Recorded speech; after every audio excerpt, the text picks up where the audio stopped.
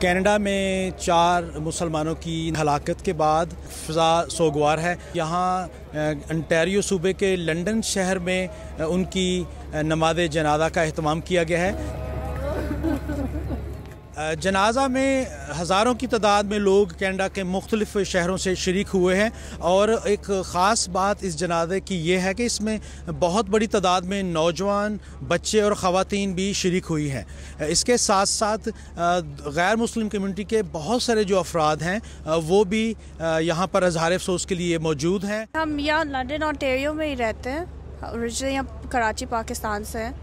تو اس کو سن کے تو بس ظاہر ہے ہم ابھی تک سارے بہت شوق میں ہیں، اور غصہ بھی بہت آتا ہے کہ مطلب اس طرح ہو رہا ہے اور ابھی تک اس طرح ہمارے پالیٹیشینز نے کوئی ایکشن نہیں لی. اس انسیڈنٹ کے بعد کافی خوف ہے. جب بھی باہر نکلتے ہیں، کسی گاڑی کو دیکھیں، ٹرک کو دیکھیں، تو ایسا لگتا ہے کہ اویئر ہونا چاہیے، اور خوف کی وجہ سے you tend to stay back a bit. آپ کے جو دوسرے نان مسلم اسٹوڈنٹس ہیں، آپ کے دوست ہیں، اس بارے میں وہ کیا کہتے ہیں؟ کیا بات چیت چل رہی ہے؟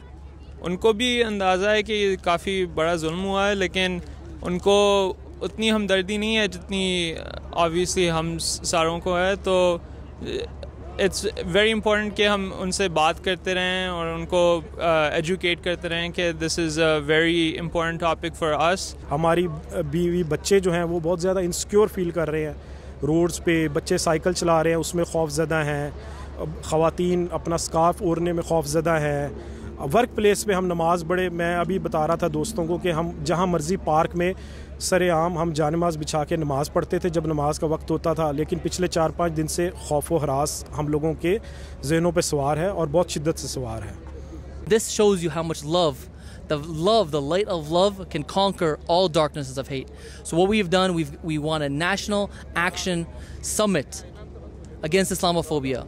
And that's just what we need to do, is make sure that it's not just talk as well. It's not just our politicians saying it's going to be better. We need action. We need the strongest amount of word to condemn it. We also need to come together in offering comfort to each other, to the family, and in expressing our condemnation of hate, of Islamophobia. So our government just announced recently that we are going to convene a summit against Islamophobia, where we're going to invite community leaders to discuss further measures and policies, including measures to combat online hate and other measures to make community feel safe. La ilaha illallah. La ilaha illallah.